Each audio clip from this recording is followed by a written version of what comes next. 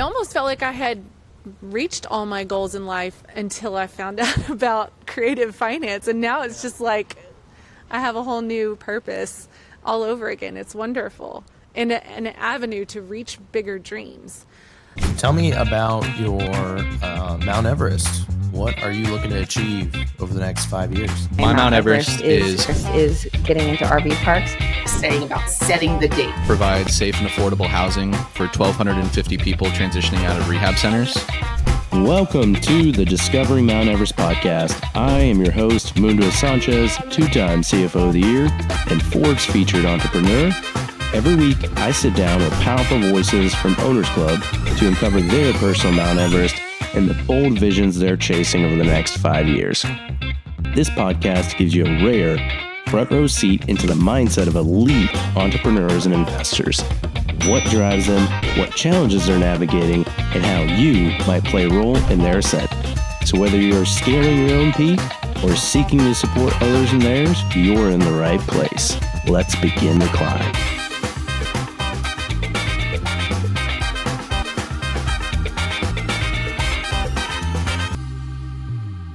Welcome to episode 10. We have some very special guests today. Hello, I'm Clint Savoy. I'm a mechanical engineer and happy to be in Owners Club. I'm Jesse Savoy, married to this handsome man here. So, condensed version as best as I can get it. We're both from Texas, small town Texas people. We met in college in Kingsville. We lived in Laredo first, and then about 5 years after that, we moved to San Antonio. We were there for 8 years. We had 2 young girls, and our real estate journey started when we decided we wanted to move back to my hometown, which is Kapa, Texas, tiny hometown next. It's next to Uvalde, Texas, which more people are familiar with. And my goal was always to move back there, move back to our family farm, build my forever home out there. And when we were living in San Antonio, it was getting to where our kids were going to start school age. We wanted to go back because our kids will be the 5th generation in my family to go to this school. It's a big deal. And that's right when the interest rates were starting. We had heard rumors that they were going to climb, and we'd always talked about we'd want to get into rentals. And so it was like we needed to sell our house, and that's when the house prices were super high. And it was like, great, we're going to score on selling our home that we had built in San Antonio. We're going to move back onto the family farm where we don't have to buy a house. There was a house there that we were going to be renovating. So we moved back, and we move into the farmhouse that we had slowly been renovating ourselves since 2019. So right before interest rates rise up, we sell our home in San Antonio for a great price. We reinvest a chunk of that money into our first rental property, which ended up being a multifamily unit. It was a main house that somebody had converted the garage into 2 efficiency units. That was in 2021. How did you buy that property? That one was bought with conventional loan. Okay. But it was the 3.75 or something like that, 3.475 interest rate. So it was already starting to go up at that point, or 4.75. Anyway. But that was a multifamily. We didn't know anything about rentals, anything. But that was a good first deal, and the numbers worked out and everything. So let's see. So we're renovating the farmhouse. My engineer husband starts researching the best way to renovate a house, and it leads us to some home builders like Matt Reisinger out of Austin, Texas, who does custom home builds, does energy efficient building quality, those kinds of things. Who's some others? He's probably the main one that I can think of. Okay, he's the main one that people would be able to easily find. He has his own podcast called The Build Show. So Clint's really into that, and so he is making this home, this farmhouse, this little 1,500 square foot farmhouse that my great-grandparents built into like an ice chest house. That's what everybody calls it. Before we had windows, it was like air conditioning passing through. And it'd be 100 degrees outside, and we're roofing. We'd go inside just to cool off. Anyway, so he's doing a great job, and we do a great job on this house, which is still being done because we're doing it ourselves. We're getting out of that. But anyway, then we get a rental, and we start looking into how to be landlords. And so that leads us to Bigger Pockets. And then Bigger Pockets leads us to hearing about how you can do tax savings with Tom Wheelwright. So we do the Tom Wheelwright Wealthability course or membership or whatever. We did that for a year, whatever it was, 6 months a year. So we did do the bonus depreciation on that first investment property to 100% bonus depreciation before they started phasing it out. So we learned a lot about tax strategizing. And then I learned about how to become like a property manager because I was doing it as a landlord. And so I went into, I'm one of those research everything, learned the whole property code. So that was my next learning. Operating it yourself. Yes. Wow. And we had to do some fixing up before the bonus depreciation, but that wasn't that difficult. So let's see, after the tax strategizing, that's like 2022, we bonus depreciate. And then we see that the house is we're not real profitable in that. So we decide we need to try it as a short-term rental. No experience as a short-term rental owner, except that my family owns a river cabin. It's not on the river, but it's anyway. Yeah. So I was in Rio Frio by Garner State Park. And so in that time frame, that's in Texas. Yes. Yeah, it's not far from us, like 30 minutes. In that time frame, we fix up my family's rental cabin and get it listed on Airbnb. So now I've learned about long-term rental property management. Now I'm learning about short-term rental because I've now launched it and now I'm managing it on Airbnb. So that was a different learning curve. And then we decide we're going to try that, and we learn about AirDNA and how to comp for that. We go ahead and fully furnish the front house after our renters move out, learn how to do all that. And so now that main house is a short-term rental. We learn about having to rezone because it was never zoned as a multifamily and it had the 2 units. So we learned how to get with the city, and that was all like 22, 23, let's see. And so after... So like, I know you're just like casually going through the timeline, but a lot of these things you mentioned, like those are really difficult things to figure out. Like it's zoning, been a very steep learning curve for the scary. last, I don't know how many years, since I guess 2021 is when we actually bought the property. So in the last... all before joining any sort of Right, community. right. But we're both, I'm a pharmacist by profession, he's an engineer. We're both just into education, self-education, and we're both so aligned with each other that which kind of feed off each other's energy. And we're also really into finances. We love crunching numbers and spreadsheets. We became like debt-free on the Dave Ramsey thing 5 years after being married. Like the moment we found out we were pregnant with our first child, we were like, went to the bank and paid off our house and wanted to scream, "We're debt-free!" Like, we really vibe on this stuff together. Let's see, we do that, and then we learn about PACE, back on bigger pockets. Which is the opposite of debt-free. Yeah, I guess that's because interest rates have now risen. We're done with that. We're like, okay, what are we going to do? What are we going to do next? We analyze deals and it's just not making sense. And then we just happen to come across PACE's episode on bigger pockets. So we start researching that and we look into it. And I think it's not long after that we go ahead and join Sub 2. So that was 2023, I believe. Yeah, that's crazy that you did all that before even like joining or having any resources. It's been just like a really steep step. Yeah. Keep stepping up. We didn't get real involved with Sub 2 because all of our stuff was very local, and there's so much to learn with creative finance. And I know it annoys PACE and a lot of people, but I'm one of those that I gotta know all the ins and outs. Confidence comes with competence, and I want to come off as competent. Especially in a small town where your reputation sticks around. It's not like I'm doing deals out there. I'm doing deals where everybody knows everybody's business. And we're trying to give off our brand as these investors, local investors who put out quality products. Now, so Sub 2, then we start talking creative finance with people, just feeling out who all is familiar with it. And we run into a local guy who his daughter was in our daughter's class. And I meet him at Sonic, and we just start talking. He knows everything I'm talking about. He knows bigger pockets. He knows what wholesaling is. He knows what wraps are. He knows Sub 2. I was like, oh my gosh, finally somebody in this sleepy old town knows what we're talking about. Yes. And it's like the next week, he's, hey, I got a house. What do you think? Clint's at work because he goes off and he works for weeks at a time, and then he comes home. He's at work. He never even sees the house. I think I do step through the house, and it is like raining through this roof rough. And the numbers work, so we're like, let's just do it. So we go into a fix and flip and we do a JV. We use the one that Sub 2 offers and customize it. And we do our first JV deal and we get a flip. And we just finished that, and we're actually I think we're having a mobile notary come here today. That we got in July. It took us 8 months for our first flip. But anyway, I think that's supposed to close tomorrow. That's awesome. So that was 2024, July 2024. And that was another learning curve, was doing the books on that. I'm, like I said, really into the nitty gritty. And so I wanted to be able to save all the data from that flip and know how much we spent on everything so we could then go comp the next one. And that was the best experience ever, was knowing exactly how much we've spent on everything. And so we can scale it. And Clint's already made a spreadsheet like, okay, this house was like a 5 out of 5 on bad. The next house, say it's only a 3, we can estimate numbers around this part. So anyway, I went through a bookkeeping. I did Nick Baldo's Income Digs course on bookkeeping for fix and flips. And it's amazing. So learned how to do that. I'm also going to start farming that out, so I'm not doing it all myself. But so we finished that flip. We built our own little crew with that.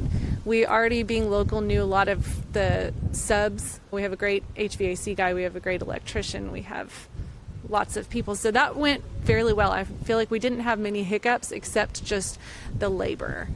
How long it took our own crew teaching them to do things would have been, so I would like to see it like half the time. Okay. Then we closed on one more house that was historic in Kapa. That we closed with Pace's title company, Creative Title. Yeah. They helped us close on that December 31st at 3:31 p.m.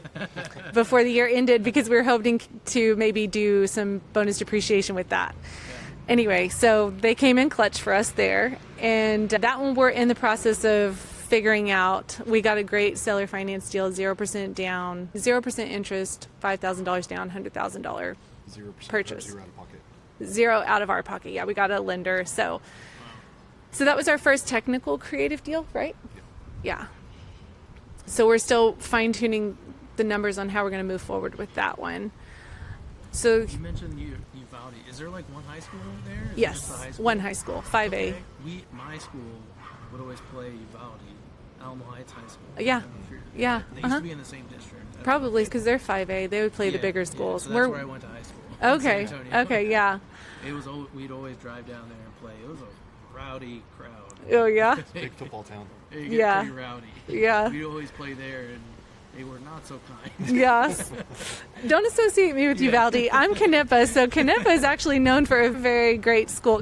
Uvalde's a good town, but Kanapa's school, there's wait lists to get your kids into Kapa school. That's what draws everybody to my hometown, and that's coming full circle now. So I said we closed on the house in December, then come March is Squat Up. We went to Squat Up, had to do a little convincing to get this guy there. Is that the most recent one or the first year? Squat Up? This was just a few months ago. One. Yeah. Went to Squat Up, and then we heard about Owners Club first time ever at Squat Up, and it was like, sounds like we should do it, but I don't really even know what it is or what it's about. I hadn't heard much about Owners Club because we hadn't really been real active in Sub 2. And it wasn't really something that they marketed because it was only allowed. So anyway, we just took the leap and went for it. And so we're both in Owners Club, and it's been amazing. So what made you, is it, part of it's probably the price tag, right? That made you decide to like, okay, we weren't necessarily super engaged yet in Sub 2. We're going to go all in on Owners Club. Yes. Is that kind of, this is an investment, we're taking it serious? Yes, and we're all about investing in ourselves. So yes, that was it. It was just like, this is, and like everybody always says, pace always delivers. Like, we know it's going to be good. Be in the room with the right people. This is the next step. We're climbing this steep ladder. We're learning as much as we can, as fast as we can. We're trying to take as much action as we can. This is the next step. But we just went and did a 30-minute powwow in our hotel room, and then we shook on it, said a prayer, and was like, let's do it. Let's go sign up right now. So now transitioning to our mission statement, or our Mount Everest. Once you get into Owners Club, they start talking about your Mount Everest. That was hard at first. And I hear all these other Owners Club members like, I'm going to do 1,000 of this and 1,000 of that. And I'm like, we don't even have 1,000 people in my hometown. And we're not really investing outside of our local area yet. And it's not something I was passionate about. But I don't know how I got to it. But finally, where our Mount Everest is right now is we want to buy and sell or buy and rent 25 homes between Uvalde, Kapa, Sabinal, and transform them into energy efficient, affordable monthly living expenses for 25, 50 families, however many it affects, over the next 3 years. Okay. So I read the Vivid Vision book, and they recommended 3 years. So we're doing 3 years. 25 still seems like a lot since we've only technically done one flip. I will challenge you on that. So I had a podcast like an hour ago, a gentleman named Kevin, and he brought up a good point. I remember Pace saying this, but I had forgotten about it. He mentioned your 5-year Mount Everest plan, right? If you can, which I know both of you, super analytical, right? I can just tell you probably have already put out the roadmap of like year 1 or 6 months from now, year 1, year 2, year 3. He mentioned this, that Pace said, is if you can map it out and there's a path to achieving it, the goals are bigger. And so like when you start seeing the people come out with the crazy numbers, that's why. It's like right. You set that goal so high that's like right now, like I can't even mentally picture how I'm going to get there, and it's going to require you to transform into a different person to even come close to achieving it. So I think that's part of the concept. Right. And I think we will. We haven't quite mapped. That was like stated maybe 1 or 2 weeks ago that we came up with that, even that number. At first it was 500. Yeah. And then I was like, I don't even know where we would find 500 houses in this area. We're not that big. So that's why I was like, let's crunch it down to 3 years. Let's give ourselves a number that sounds too high. Anyway, it's constantly changing, right? But yes, I do. The goal is to get higher. I just haven't even mapped out the 25 yet. That was just like the stated number to be something that actually moved my heart. Okay, I could see we could find surely in these 3 areas. Because the other side of it is if you set something like 1,000, it could also be overwhelming. So it's like, I don't even know where to start. So there's 2 sides right. to it, right? And in our market, what we were just having some conversations with some other people earlier, every deal is crucial to capitalize on, but it's not necessarily a flip deal. So just because that's our Mount Everest doesn't mean that's our only active income. That's just what speaks to me that I'm passionate about. I've always been wanting to fix up my hometown. I wrote it in my high school thing that I was moving back to sleepy old Canepa, going to move onto the farm, be a pharmacist so I could support myself and build my dream home out there. Sounds like you're on your way. It almost felt like I had reached all my goals in life until I found out about creative finance. And now it's just like I have a whole new purpose all over again. It's wonderful. And an avenue to reach bigger dreams.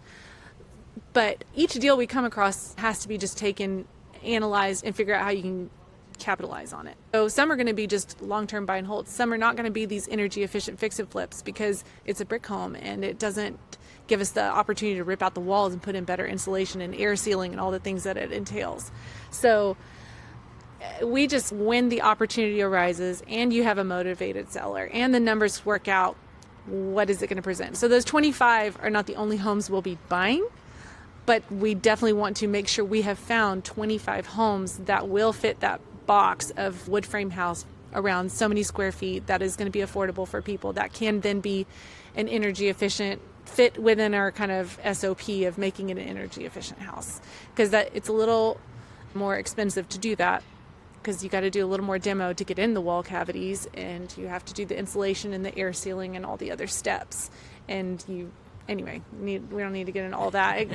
We could talk a lot about energy efficiency, but that's what we're passionate. It's a mix of energy efficiency, and construction is what he's passionate about, and fixing up old houses in my hometown, and that's what I'm passionate about. What do you feel like are the next couple steps, or like the missing pieces on the education part? Because it sounds like that's a big important piece for you, is to figure out that, so that way you can be confident in moving forward. What are some of the gaps that you're trying to fill right now that you're working on? So, do you want to answer this one? Strategies that maybe you're looking into that want to understand more? Or? Sure. One of the things we've been talking about is possibly trying to find a business coach to help us one-on-one, try to figure out exactly what we're missing, a little bit more dialed in on our specific situation. I think that's our big one that's going to lead us into doing more. Also, somebody that's done a lot more flips. We've only done one. And we'll get more experience as we do some, but it would be helpful just to invest in somebody else's deal, learn from them. We're going to see if we could find some people who do flips, have got that kind of the wheels already done there, so we can learn from them and be more efficient with it.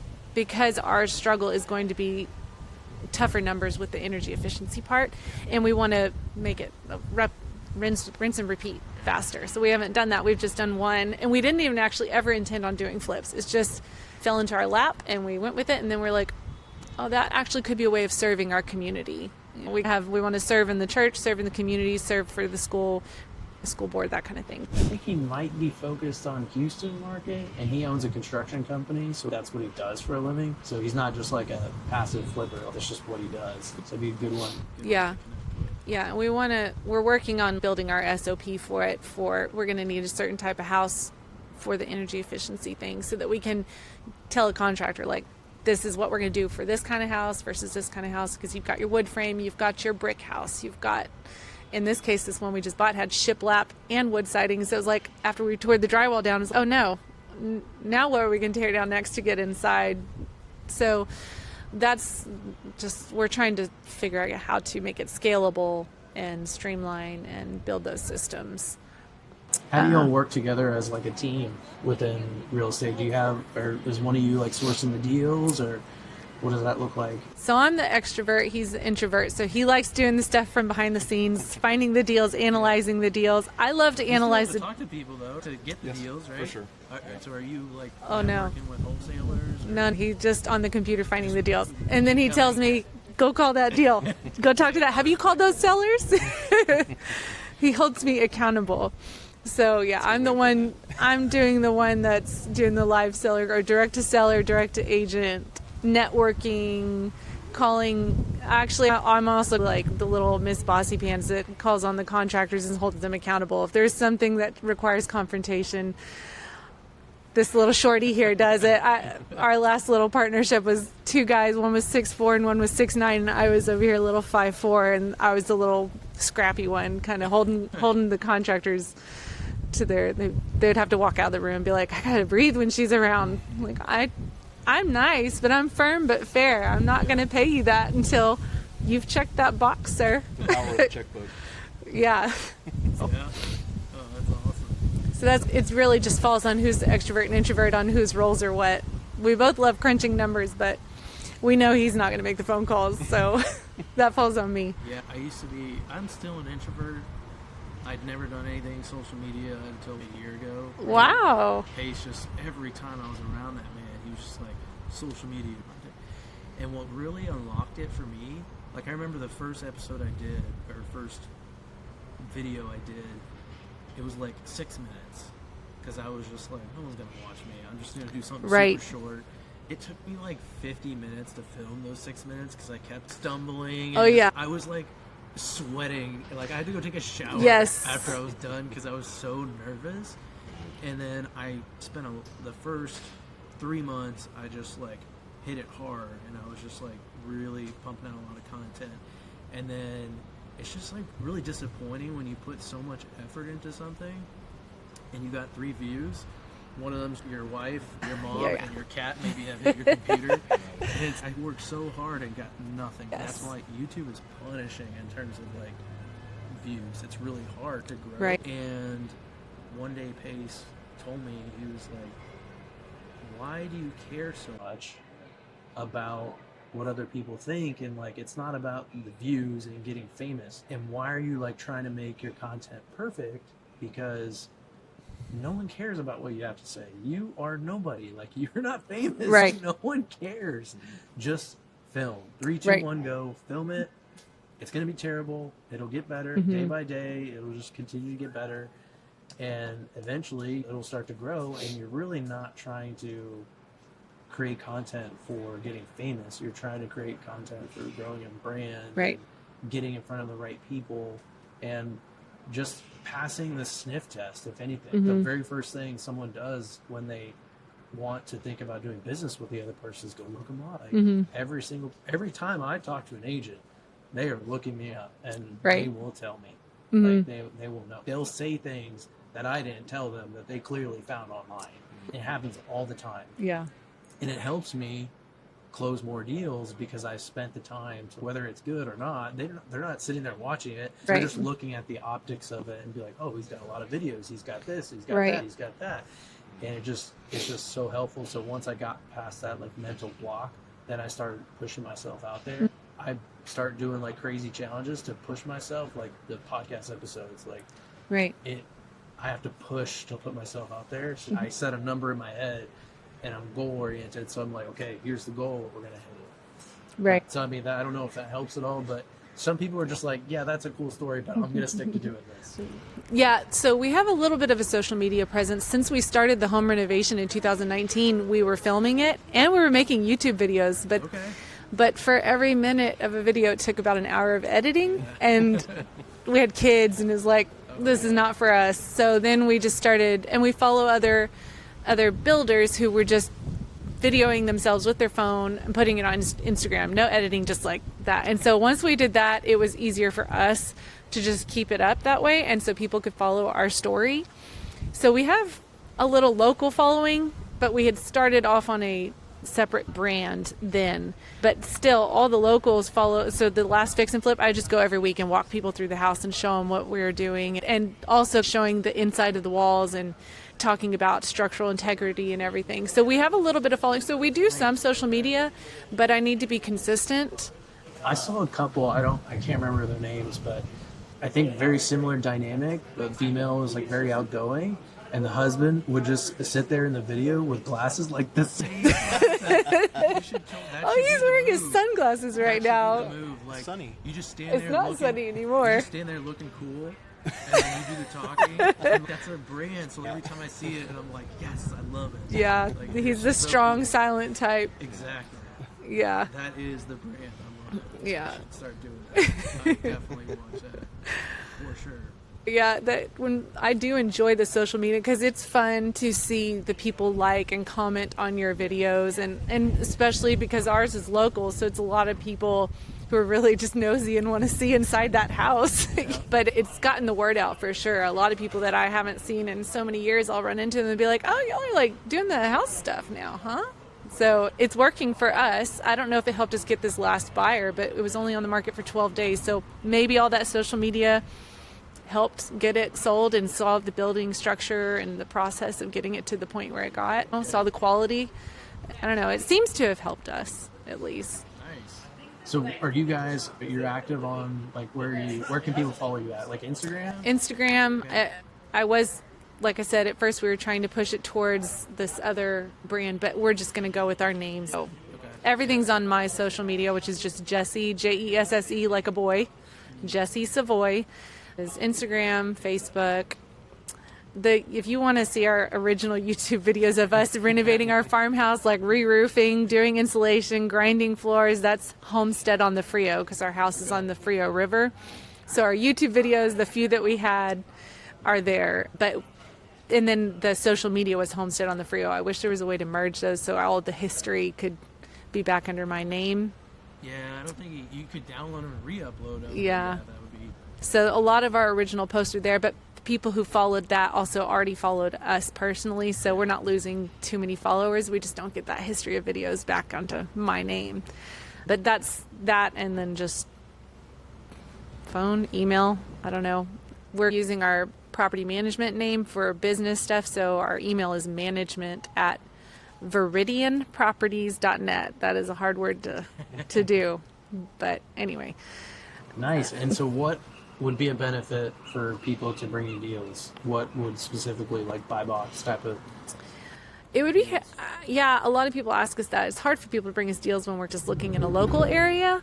So that's probably why we had such a hard time networking. We're more looking on how we can learn from others and maybe wedge into their deals that align with us, with it flipping. A lot of the properties we get are on big lots, so there might be opportunity for ADUs. What else? Oh, also, we are in the process of starting a nonprofit called, I'm not supposed to talk about it too much, but anyway, starting a nonprofit with that, fixing up our small town. There's a lot of people who are doing things individually on their own, like trash cleanup and different things. So now we've all come together last month, and we're starting a nonprofit, and it was in alignment with our goals of fixing up the town. Ours is just one house at a time. Some people are focused on the trash pickup. Some people are focused on having a park or a playground put in the town. I forgot where I was going with that. Anybody with experience with that? Oh, fractional lending. So we would be interested in maybe funding in somebody else's fractional deal so that we could get the experience of that from the lending side. Is that like you're talking on the fix and flip stuff? I'm saying we'd like to help somebody else with their fractional, and so we can see the process, because maybe I'll be able to do a fractional lending if I can get enough interest in the alumni and the community to fix and flips and fix up houses. I feel like because of the following that I already have on the projects we have and just the reputation we have already, I feel like a lot of people who don't live in the area but would love to see their hometown fixed up, our hometown fixed up, I feel like fractional might be a great avenue.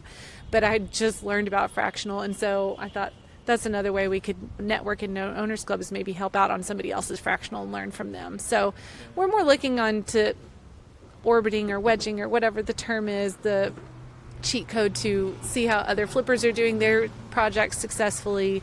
The lending side, we do have a lending LLC, a property management LLC, a buy and hold LLC, and then we're going to have the fix and flip LLC that's all the different avenues for our entity structuring.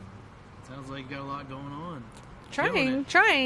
Awesome. All while and both of you are working full time, right? No, I'm the stay-at-home, work-from-home mom now that we've moved to Kapa. I quit my job 3 years ago in San Antonio to move back home. Oh, nice. Okay, so And you're taking maybe you're working part-time full-time. pharmacist work. Yes. Yeah, he's the one, but I had to be a work from home because he leaves and he's gone for a week or 2 or 3 or 4, depending on the job. Do you work at like a oil rig or something? Yeah, doing oil and gas engineering? sites. Not offshore. Okay. It's Yeah. on land. It's onshore. I'm sure it's still tough work, right? It is. It's long hours. But Yeah, it's sometimes day shift, sometimes night shift. Usually 6 to 6 either way. 6 a.m. to 6 p.m. or 6 p.m. to 6 a.m. Is that more like, I know it's engineering, but is there still a lot of manual labor in that, or are you more managing, directing, like looking at structures, all that kind of stuff? Yeah, so I'm out there more as a project manager than anything else, just handling the operations and some technical stuff. But there's a lot of manual labor that goes on out there. I more just monitor, make sure it's going all right, keeping track of budgets, logistics, things like that. Pressing the buttons and switches. Yeah. But the knowledge that goes into pressing that button, Correct. knowing which Yeah. button to press. And when to press it. Yep, for Life sure. saving. It can be, yes. Yep. Yeah, I don't like to hear about that part. Tell me all the pressures are normal and everything's been okay. There hasn't been any risky situations. Don't press the wrong button. Yeah. Correct. Don't do the wrong button. Awesome. Thank you for coming on. Y'all did amazing. Thank you for having us. I really appreciate it. I've enjoyed hearing about your journey. Y'all are killing it, so I'm excited to see what the next 2 or 3 years looks like. We're excited to just get in this room with everybody and meet everybody and learn from everybody and partner up with other people. I'm excited about all of it. Amazing. Yeah. Amazing. Thank you again. Thank you. And I will see you guys next time. Amazing. Yeah. Amazing. Thank you again. Thank you. And I will see you guys next time.